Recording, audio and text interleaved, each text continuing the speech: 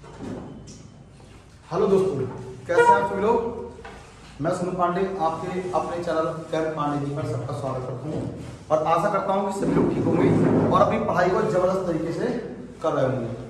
और बच्चों, आज की क्लास आपके लिए, सारे बच्चों के लिए, जो बच्चे कोचिंग पढ़ रहे हैं या नहीं पढ़ रहे हैं, ऑनलाइन देख रहे हैं या नहीं देख रहे हैं, उन सबके लिए बेहतरीन क्लास होने वाली है। आज हम ऑर्गेनिक केमिस्ट्री यानी कि सेकंड केमिस्ट्री के जितनी भी मोस्ट इंपोर्टेंट रिएक्शन है जो हमारी नाम से आती है, नेम रिएक्शन, जिनको हम बोलते हैं नेम रिएक्शन, सारी रिएक्शनें कोशिश करेंगे कि आज कम समय में ज्यादा से ज्यादा वो सारी अभिक्रियाएं करा दी जाएं जो हमारे एग्जाम में आती हैं। जो बच्चे पढ़ चुके हैं उनका एक बेटर रिवाइज होगा और इतना अच्छा रिवाइज हो जाएगा उनका कि समझ लीजिए कि शायद उनको दोबारा पढ़ने की जरूरत ना पड़े, सिर्फ रिवाइज करने की पड़ेगी। नेम रिएक्शन पहले चैप्टर से चलेंगे लास्ट चैप्टर पर, और जितनी 2017 के बाद में 2025 के बीच में जितनी भी नेम रिएक्शन आई हैं, सारी रिएक्शंस को क्या करेंगे, हम लोग कवर करेंगे। तो क्लास को देर ना करते हुए शुरू करते हैं और पहले क्वेश्चन से उठाते हैं चैप्टर नंबर 1, हेलो एल्केन और हेलो एल्केन। तो पहली रिएक्शन क्या थी, इस रिएक्शन की बात करते हैं। शुरुआत से सिर्फ नेम रिएक्शन की बात करेंगे तो अपना काम शुरू करते हैं बच्चे। पहली रिएक्शन यहां से प्रोडक्ट उठाएंगे, रिएक्शन नंबर बुटज़-अल्कीन। कौन सी? बुटज़-अल्कीन। हम कहां से उठाएंगे? बुटज़-अल्कीन से उठाएंगे। और बेटा सीबीएसई बोर्ड का भी कोई बच्चा अगर है तो उसमें भी आप बता दें सेम नेम होते हैं। अगर बुटज़ है तो ये सब कुछ सेम होगा, तो बुटज़ रिएक्शन, ठीक है। हम बेटा यहां बात करेंगे बुटज़-अल्कीन या बुटज़ रिएक्शन की बात करेंगे और एक एक पॉइंट को समझेंगे क्या है रिएक्शन, देखिए, और एक एक चीज को समझेंगे। बुटज़-अल्कीन के लिए, बुटज़ रिएक्शन के लिए हम लोग क्या करते हैं, हम लोग बेटा एल्किल हैलाइड लेते हैं। क्या लेते हैं? एल्किल हैलाइड लेते हैं। इसको बच्चे बोलते हैं एल्काइल, एल्काइल हैलाइड बोलते हैं। क्या बोलते हैं? एल्किल हैलाइड बोलते हैं, जो जिसे हम हेलो एल्केन के नाम से भी जानते हैं, जिसे हम हेलो एल्केन के नाम से भी जानते हैं। बच्चे बुट रिएक्शन के लिए हम क्या करते हैं कि किसी भी एल्किल हैलाइड की रिएक्शन क्या करते हैं, हम सोडियम मेटल से कराते हैं। किससे कराते हैं? सोडियम मेटल से कराते हैं। और सोडियम मेटल से कराने के बाद में, सोडियम मेटल से कराने के बाद में और हम लोग क्या करते हैं, एल्किल हैलाइड का एक मॉलिक्यूल और लेते हैं। और एल्किल हैलाइड में किसकी प्रेजेंस लेते हैं? ईथर की क्या होती है बच्चे? ईथर कैटालिसिस की प्रेजेंस होती है। ईथर कैटालिसिस की क्या होती है? प्रेजेंस होती है। तो अब बात समझते हैं कि बुटज़ रिएक्शन में आपको क्या करना है, दो एल्किल हैलाइड लेने हैं सेम, एक ये और एक ये। दो एल्किल हैलाइड लेने हैं बिल्कुल सेम, एक इधर और एक इधर, ठीक है। चाहे आप एक साथ भी ले सकते हो, आप यहाँ पर 2RX कर सकते हो और इसकी रिएक्शन आप सोडियम मेटल से करा दीजिए, 2 सोडियम मेटल से करा दीजिए। और बुटज़ रिएक्शन जो होती है वो हमेशा ईथर की प्रेजेंस में होती है। किसकी प्रेजेंस में होती है? ईथर की उपस्थिति में होती है। और क्या करते हैं, हम सभी जानते हैं बच्चे, X जो होता है मेरे भाई, ध्यान सुनना, X जो होता है बच्चे एक हैलोजन ग्रुप होता है।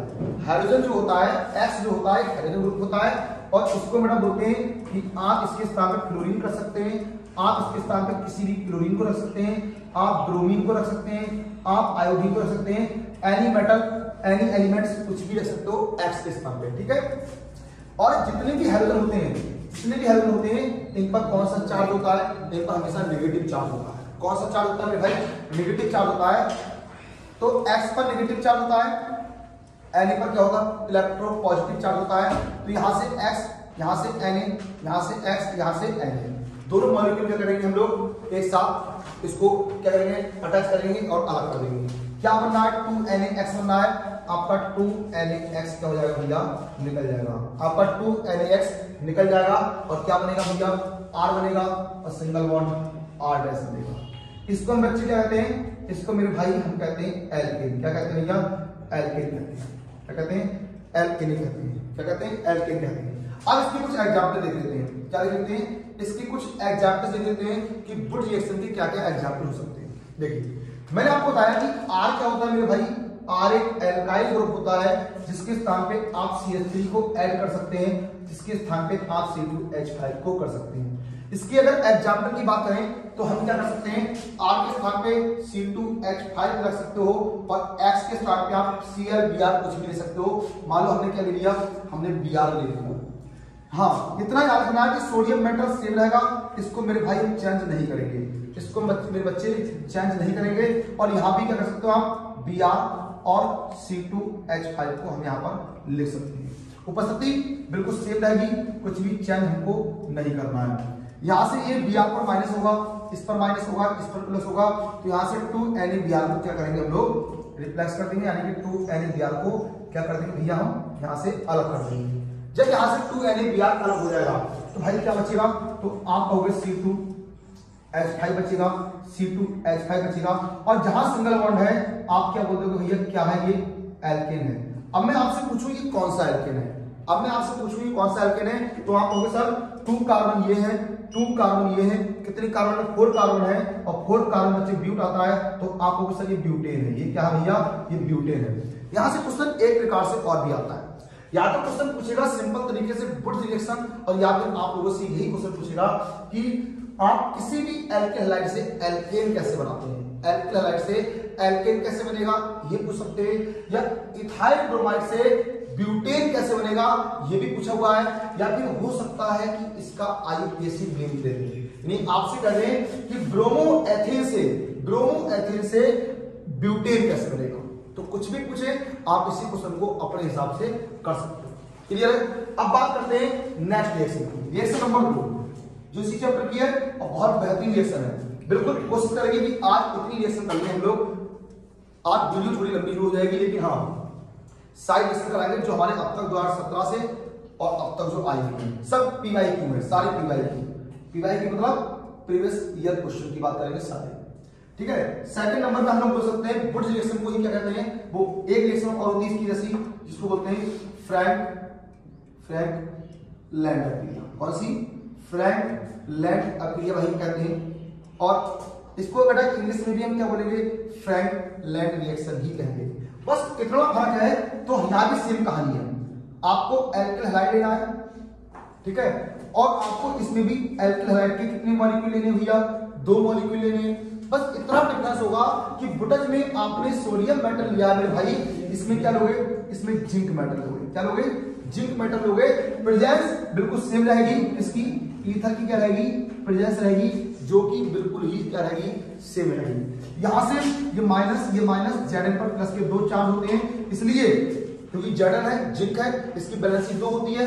यहाँ पर सोडियम की वैलेंसी 1 थी, इसलिए हमको 2 मॉलिक्यूल लेने पड़े। यहाँ पर जिंक की वैलेंसी 2 है, तो इसलिए हम क्या करेंगे, इसके 2 मॉलिक्यूल ना लेकर 1 मॉलिक्यूल से ही काम चल जाएगा। अब यहाँ से क्या करोगे, Zn और H2 निकल जाएगा, और क्या बचेगा भैया, R बचेगा, और R बचेगा जिसे हम क्या बोलते हैं भाई, तो आप हो गए जिसको हम एल्केन बोलते हैं, क्या बोलते हैं, एल्केन बोलते हैं। एग्जाम्पल के तौर पे अगर बात की जाए तो आप इसको अपने आप कन्वर्ट कर सकते हो, कैसे, R के स्थान पे आपका मन करे तो CH3 ले ले, S के स्थान पे आपका मन करे Cl ले लो, आपका मन करे Br ले लो, जो मन करे, और जो क्वेश्चन पूछे उसके हिसाब से आपको यहाँ लेना पड़ेगा। मान लो उसने पर्टिकुलर ये कह दिया मैथिल ब्रोमाइड से एल्केन बनाइए, तो आप Cl थोड़ी लोगे कि ब्रोमाइड Br लोगे, तो ये क्वेश्चन यानी कि डिपेंड ऑन ओनली क्वेश्चन, कौन सा मेटल लेना है, कौन सा एलिमेंट लेना है, हेलोजन लेना है, हेलोजन का कौन सा ग्रुप लेना है, फ्लोरीन लेना है, क्लोरीन लेना है, ब्रोमीन लेना है, ये H depend on only question, ठीक है। अब यहाँ पर Zn लेंगे और इसका क्या करेंगे, इसका 1 मॉलिक्यूल और ले लेंगे। हाँ मेरे भाई, बस इतना आपको जरूर याद रखना है, इतना आपको जरूर याद रखना है कि जो रिएक्शन जो है ना, इसमें कभी भी Zn के 2 मॉलिक्यूल मत लेना, प्रेजेंस आपकी सेम रहेगी इसकी ईथर। यहां से आप क्या करोगे, Zn Cl2 अलग कर दोगे, और क्या बनेगा, CH3 बनेगा भैया, और क्या बनेगा, CH3 बनेगा, और ये क्या बन गया, एल्केन बन गया। आपसे पूछे कौन सा एल्केन बना है, तो आप कहोगे सर ये 2 कार्बन है, तो ये एथेन बना है, ठीक है। अब बात करते हैं नेक्स्ट रिएक्शन की। हमने नेम रिएक्शन 2 रिएक्शन पढ़ ली है, और इसको अच्छे से आप समझिए। कहीं दिक्कत आ रही है तो आप कमेंट बॉक्स में बताइए, और चीजें क्या है, अगर आपको कोई भी दिक्कत आए तो आप उसको थोड़ा वीडियो को उस पीछे को करके भी देख सकते हैं, और इससे बेटर कुछ नहीं है। अब अगली रिएक्शन क्या, वुड रिएक्शन की 3 क्वालिटी होती है, 3 कैटेगरी होती है।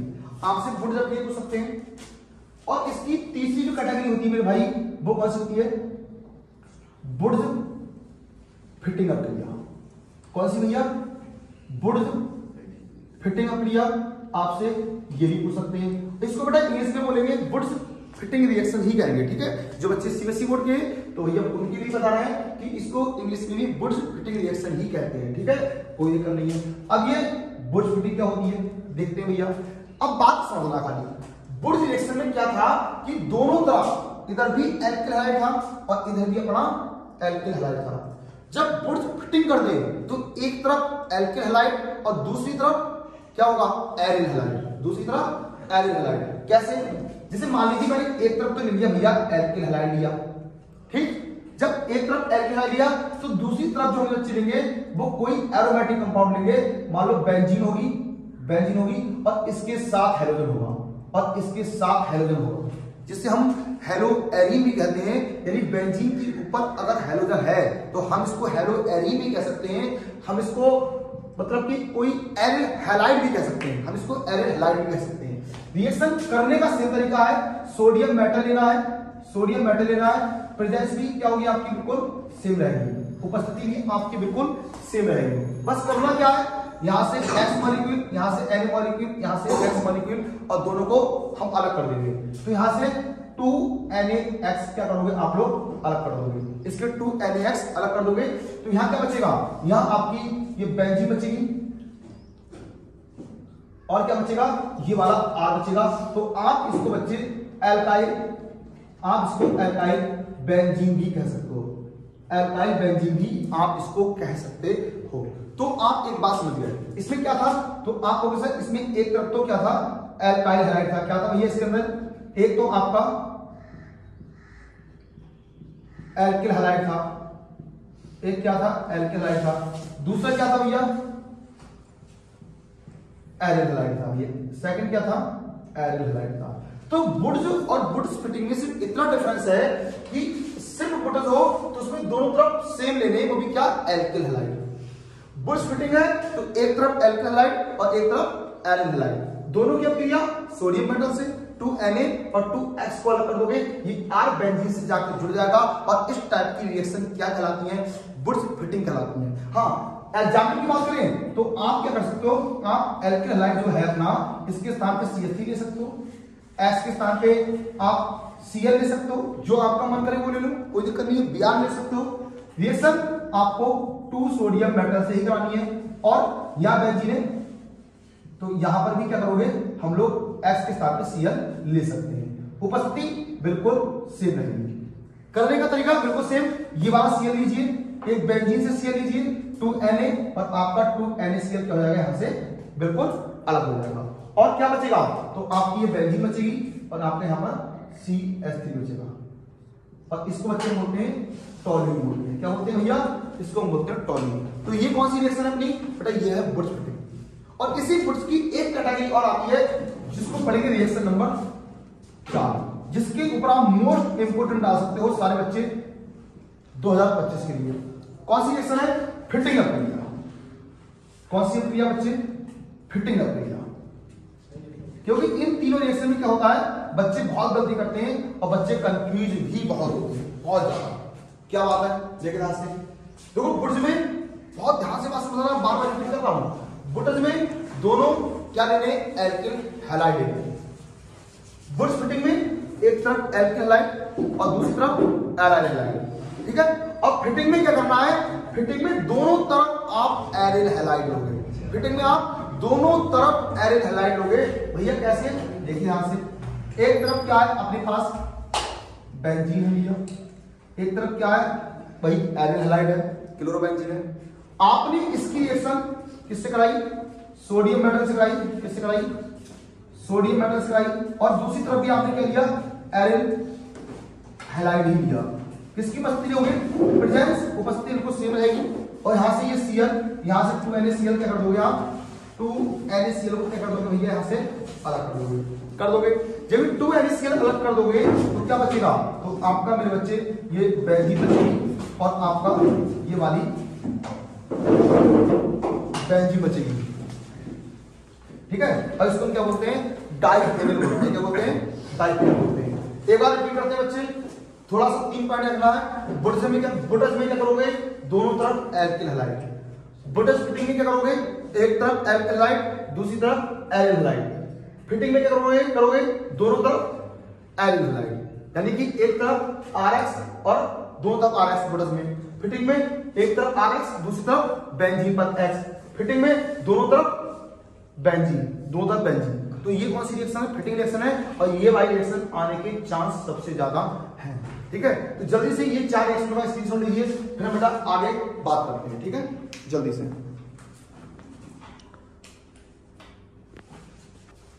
आप लोगों ने स्क्रीनशॉट ले लिया होगा। अपनी नेक्स्ट रिएक्शन में चलते हैं। ठीक है, बात करते हैं रिएक्शन नंबर 5। रिएक्शन नंबर 5 क्या है? सैंडमायर अल्केन। कौन सी? सैंडमायर अल्केन। मेरे भाई ये ध्यान रखना है सब बच्चों को, जो बच्चे हमारे CSC बोर्ड के हैं ना, ये बार बार रिपीट कर रहा है कि CSC बोर्ड वाले सोचे ये सब हमें नहीं पढ़ा रहे हैं, तो आपको बता दें ये नाम हिंदी में और इंग्लिश में सेम होते हैं। सैंडमायर तो हर जगह सैंड मारेगा ये, ठीक है, कोई दिक्कत नहीं है। कैसे क्या कर रहा है?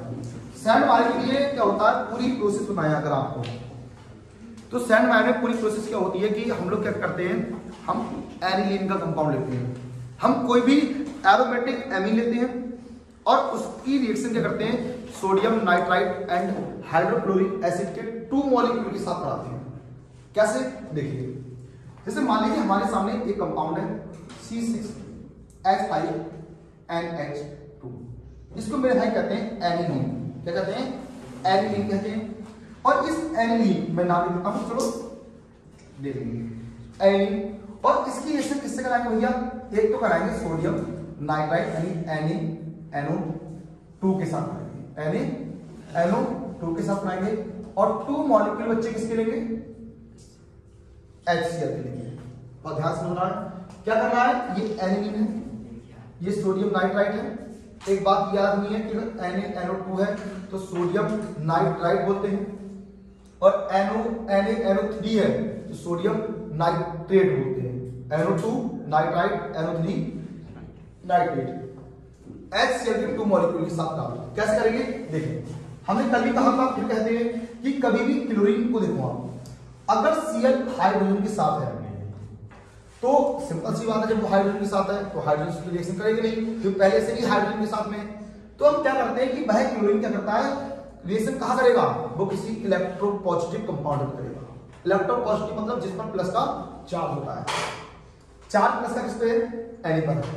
तो यहाँ पर 2 मॉलिक्यूल Cl के हैं, यहाँ पर Na का 1 मॉलिक्यूल है, तो ये क्लोरीन और ये वाला Na, आप यहाँ से NaCl को क्या कर दोगे, अलग कर दोगे। आप यहाँ से NaCl को अलग कर दोगे।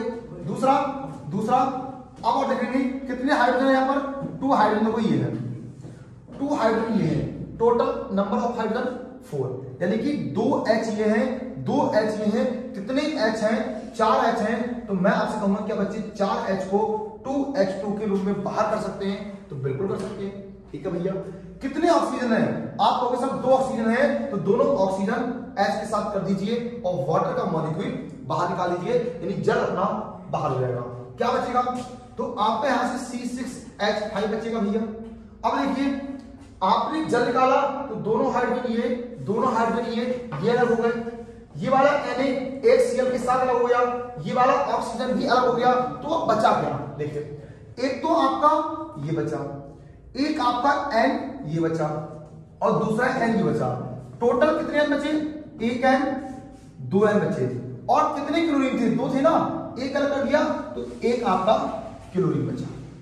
यानी कि एनिलीन की जब रिएक्शन आपने सोडियम नाइट्राइट और HCl से कराई तो आपको मेन प्रोडक्ट क्या मिला, तो आपको सर हमें मेन प्रोडक्ट मिला है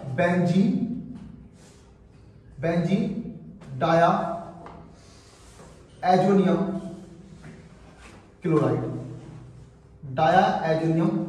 मिला है। ठीक है, और ये जो बना है आपके सामने यानी C6H5 और ये N और Cl, ये जो बेंजीन डाइएजोनियम क्लोराइड जो बना है, हम बच्चे इसकी रिएक्शन किससे करा देंगे, इसमें थोड़ा सा डाल देंगे, क्या डाल देंगे, हाइड्रोक्लोरिक अम्ल डालेंगे, और किसकी उपस्थिति में, P+ क्लोराइड यानी CuCl2 की उपस्थिति में, CuCl2 की उपस्थिति में डालेंगे। तो यहाँ इसकी बॉन्डिंग थोड़ी वीक होगी, इसलिए क्या होगा, एक बॉन्ड आपका ये वाला ब्रेक होगा, ठीक है, एक बॉन्ड आपका ये वाला ब्रेक होगा और एक बॉन्ड आपका ये वाला ब्रेक होगा। कितने बॉन्ड टूटेंगे? 3 बॉन्ड टूटेंगे। ओवरऑल बात करें तो आप सीधे भाषा समझ सकते हो कि एक तो आपका HCl निकलेगा, एक आपका N2 निकलेगा, यानी एक आपका HCl का मॉलिक्यूल निकलेगा, एक आपका ये 2N है N2 मॉलिक्यूल निकलेगा। क्या बचेगा? तो आपका सर C6H5Cl बचेगा, और जिसको हम लोग क्या कहते हैं? क्लोरो, क्या कहते हैं मेरे भाई? जिसको हम कहते हैं क्लोरोबेंजीन। और यही रिएक्शन क्या कहलाती है मेरे भाई? यही रिएक्शन कहलाती है सैंडमायर अभिक्रिया कहलाती है। तो सैंडमायर रिएक्शन में क्या करना है आपको? एनिलीन लेना है जिसकी रिएक्शन सोडियम नाइट्राइड और HCl के 2 अणुओं के साथ कराओगे तो आपका बेंजीन डाइएजोनियम क्लोराइड बनेगा, और बेंजीन डाइएजोनियम क्लोराइड की रिएक्शन जब HCl के साथ कराओगे तब आपका कॉपर क्लोराइड की उपस्थिति में कराओगे, क्यूप्रस क्लोराइड की उपस्थिति में कराओगे तब क्लोरोबेंजीन बनेगी। और इसी रिएक्शन को हम क्या कहते हैं? सैंडमायर अभिक्रिया कहते हैं। और हम आपको बता दें कि हमारे बोर्ड के एग्जाम में सबसे इंपॉर्टेंट क्वेश्चन जो है इस चैप्टर का, वो क्वेश्चन ये है जो 2019 में पूछा गया है, 2022 में पूछा गया है कि सैंडमायर अभिक्रिया के द्वारा क्लोरोबेंजीन बनाने का रासायनिक समीकरण लिखिए तथा इसकी कुछ केमिकल प्रॉपर्टीज भी आपसे पूछी गई है। तो बात क्लियर है? चलते हैं बच्चों अगली रिएक्शन पे। नेक्स्ट रिएक्शन क्या? रिएक्शन नंबर 6 की बात करते हैं, जो सबसे बेहतरीन और सबसे इंपॉर्टेंट रिएक्शन है। ठीक है, वो जो इधर देखते हैं, इधर आनी चाहिए। ठीक है, रिएक्शन क्या है? चलो इधर देखते हैं। 6 DDT। अब ये कह दो या DDT अभिक्रिया की होती है और DDT एक पाउडर टाइप का होता है। तो अगला पॉइंट क्या है? DDT कैसे बनेगी? DDT बनाने के लिए, DDT बनाने का रासायनिक समीकरण। ठीक है, okay. Chemical equation of preparation of DDT कैसे करेंगे?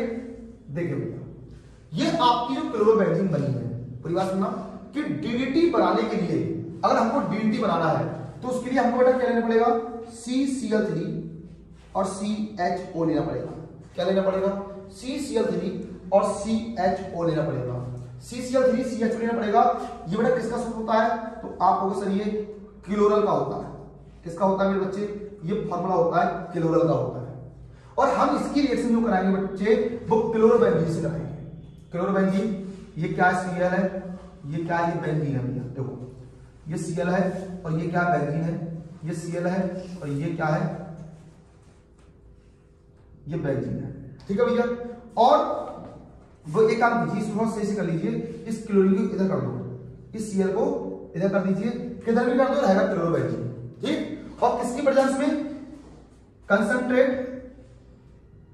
H2SO4। कंसंट्रेट का मतलब होता है सांद्र H2SO4 और सांद्र का मतलब होता है बच्चे कि H2SO4 लेना, लेकिन कैसा होना चाहिए? गाढ़ा होना चाहिए। ठीक, ये क्या क्लोरल है और क्लोरल की अभिक्रिया किससे करा रहा है भैया? क्लोरोबेंजीन से करा रहा है। हर एंड का इस कुन्ने का हर कुन्ने पे क्या होते हैं? हर एंड पे होते हैं हाइड्रोजन और कार्बन। तो हम ये बात जानते हैं कि अगर इस एंड से मैं क्या करूं?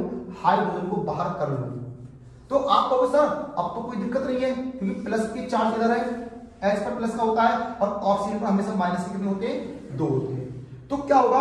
ये वाला ऑक्सीजन और ये वाला हाइड्रोजन, ये दोनों मॉलिक्यूल क्या करेंगे? रिएक्ट करेंगे और वाटर मॉलिक्यूल यानी 1H 2H और O यानी जल क्या कर देंगे? आपका ये बाहर कर देंगे। जल को बाहर करने के बाद क्या बचेगा? तो आपका बचेगा भैया CCl3 और CH बचेगा भैया, CCl3 CH बचेगा।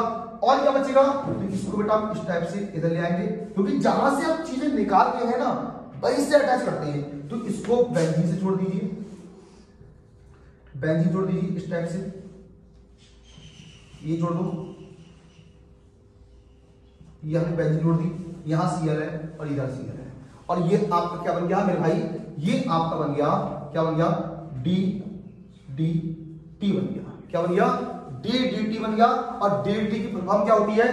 तो DDT की फुल फॉर्म होती है मेरे बच्चे डाइफेनिल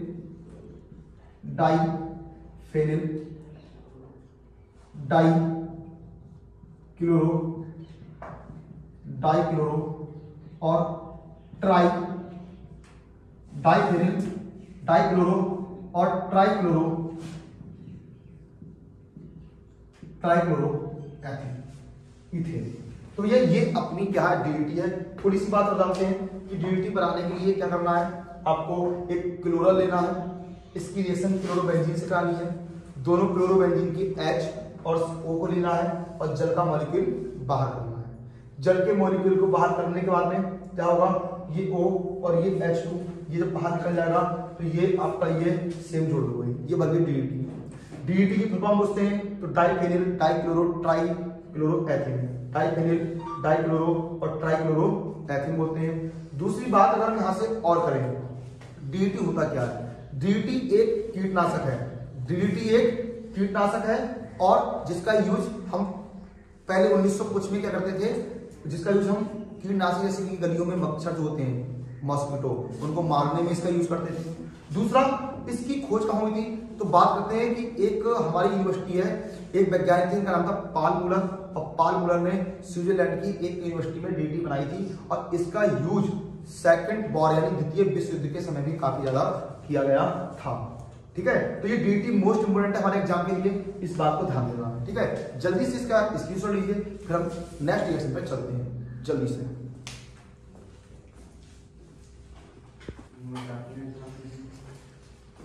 आप लोगों ने स्क्रीनशॉट ले लिया होगा, अपनी क्लास को आगे बढ़ाते हैं।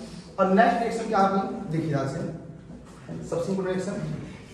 ठीक है, देखिए बड़ा एक रिएक्शन हमारी क्लोरोफॉर्म की जो सबसे ज्यादा पूछी जाती है, जिसको बच्चे बोलते हैं फॉस्जीन अभिक्रिया। कौन सी?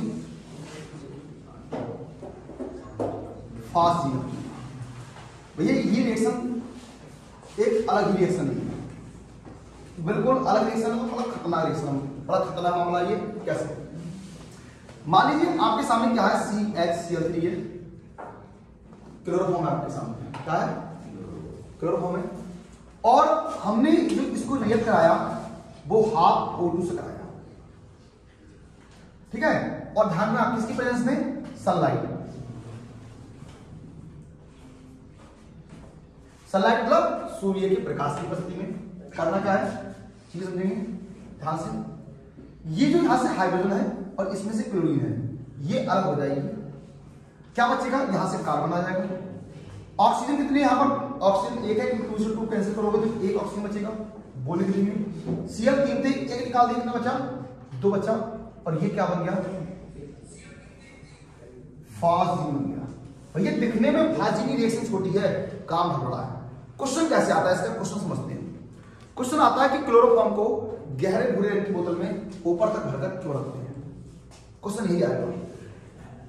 ठीक है, अगर एग्जाम में पूछ ले फॉस्जीन पर टिप्पणी लिखिए, तो फॉस्जीन पर टिप्पणी लिखिए, तो कभी भी रिएक्शन करके नहीं आओगे, पूरी बात लिखो। सब क्या होता है, क्लोरोफॉर्म को गहरे भूरे रंग की बोतल में क्यों रखा जाता है, और रखा जाता है तो ऊपर तक भरकर ही क्यों रखा जाता है, रीजन है इसका। तुमने सबने सुना होगा आप लोगों ने कि क्लोरोफॉर्म जो होता है भैया, इसका इस्तेमाल चोर बहुत करते हैं, चोर उचक्के बहुत करते हैं। क्या करा, रुमाल डाला, सुना दिया, काम हो गया, और जो काम निपटाना था निपटा दिया। करना क्या है, जो क्लोरोफॉर्म ना है, क्लोरोफॉर्म को अब आपको लिखना क्या है इसमें, आपको लिखना है कि क्लोरोफॉर्म को गहरे भूरे रंग की बोतल में ऊपर तक भरकर इसलिए रखते हैं क्योंकि मान लो क्लोरोफॉर्म को अगर खुला छोड़ दिया गया, ढक्कन हल्का खुला छोड़ दिया गया, या आपने गहरे भूरे रंग की बोतल ना लेकर आपने ब्लैक रंग की बोतल ले ली, आपने व्हाइट ले ली, तो हम जानते हैं कि सूर्य की किरणें आराम से अंदर आ जाएगी। ढक्कन खुला छोड़ दिया तो सनलाइट की रेस आराम से अंदर आएगी, और हो सकता है उसके साथ ऑक्सीजन जो है वो भी उसके अंदर चला जाए। और अगर ऑक्सीजन अंदर चला गया तो यही क्लोरोफॉर्म, अगर ऑक्सीजन अंदर चला गया तो यही क्लोरोफॉर्म क्या करेगा, ऑक्सीजन के साथ क्या हो जाएगा, ऑक्सीकृत हो जाएगा, और क्या बनाने लगेगा, फॉस्जीन बनाने लगेगा। और फॉस्जीन बेटा क्या होती है, एक विनाशकारी गैस होती है। क्या होती है, एक विनाशकारी गैस होती है। विनाशकारी को कह सकते हो एक जहरीली गैस होती है, यानी जहां ये गैस बन गई वहां का मामला खत्म है। तो आप लिख सकते हो इसके अंदर कि क्लोरोफॉर्म को गहरे भूरे रंग की बोतल में भरकर इसलिए रखा जाता है कि बाहर से आने वाला जो सूर्य का प्रकाश है उसके साथ ऑक्सीजन जो है वह क्लोरोफॉर्म के अंदर प्रवेश ना कर जाए। और अगर क्लोरोफॉर्म के अंदर ऑक्सीजन प्रवेश कर गई तो क्लोरोफॉर्म क्या करेगा, ऑक्सीजन के साथ अभिक्रिया कर लेगा और एक जहरीली खतरनाक गैस बनाएगा, जिसको हम क्या बोलते हैं, फॉस्जीन बोलते हैं। क्या बोलते हैं, फॉस्जीन बोलते हैं। ठीक है भाई, रिएक्शन नंबर नंबर भूल गया, कोई बात नहीं, जो भी है नेक्स्ट रिएक्शन देखते हैं। नेक्स्ट रिएक्शन क्या आपने अभी रिएक्शन करते हैं और इंपोर्टेंट पे, और रिएक्शन का नाम क्या है, एक जबरदस्त रिएक्शन है, सिंपल तरीके से देखते हैं। देखिए रिएक्शन अपनी है विलियमसन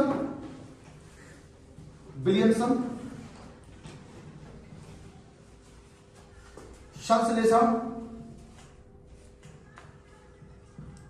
भैया थोड़ा हिंदी में बच्चों हाथ तंग है तो देखिएगा ना, इसे इंग्लिश में बोलते हैं विलियमसन सिंथेसिस रिएक्शन, ठीक है, विलियमसन संश्लेषण अभिक्रिया, ठीक है। ये रिएक्शन मतलब बहुत पूछी जाती है एग्जाम में।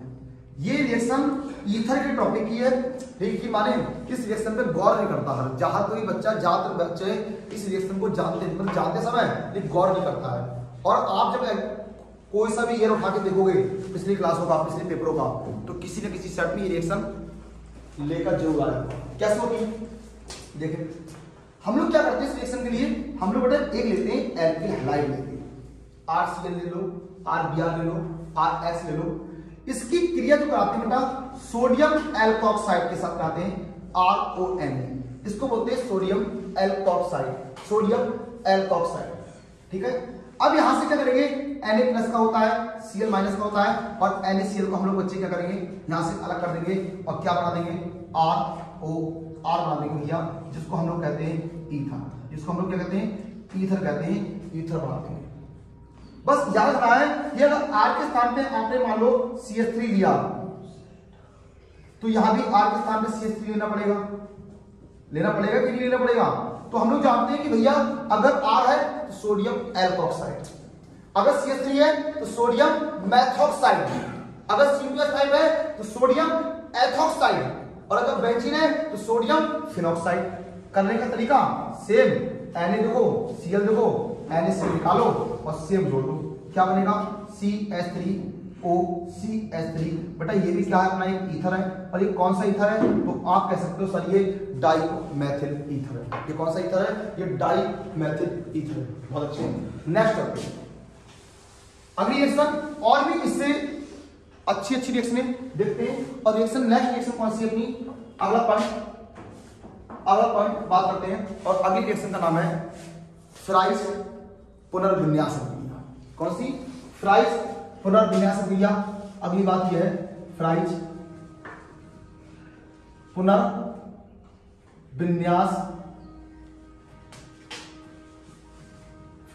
पुनर्विन्यास अभिक्रिया, यानी इसको हम बेटा इंग्लिश में भी क्या कहते हैं, फ्राइज रीअरेंजमेंट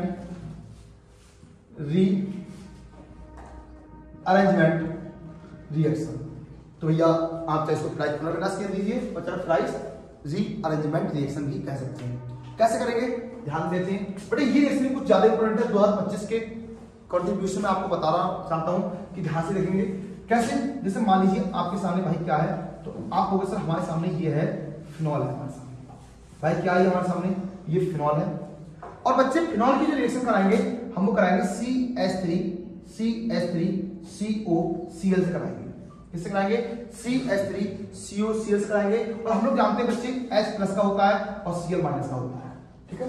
अब यहां से एक बात और ध्यान देनी है, अगर ये रिएक्शन है बेटा इलेक्ट्रॉन स्नेही प्रतिस्थापन रिएक्शन, यानी कि इलेक्ट्रोफिलिक सब्स्टिट्यूशन रिएक्शन में करते हैं, तो ये Cl यहां से निकालते हैं और वहां पर AlCl3 की उपस्थिति लेते हैं, तब COCH3 जो बचता वो एक ऑर्थो पे जाता, एक पैरा पर जाता। लेकिन ये कहानी यहां पर नहीं है, यहां पर फ्राइज रीअरेंजमेंट रिएक्शन है। रीअरेंजमेंट रिएक्शन कैसे होती है, देखिए हमको क्या करना है, ये वाला हाइड्रोजन क्लोरीन के साथ क्या कर दोगे, आप अलग कर दोगे। जब ये हाइड्रोजन क्लोरीन के साथ अलग कर दोगे तो हमने हमेशा आपको सिखाया है कि जहां से कोई चीज निकालोगे तो अगर जो भी आपका कंपाउंड है उसको वहीं ऐड कर दोगे।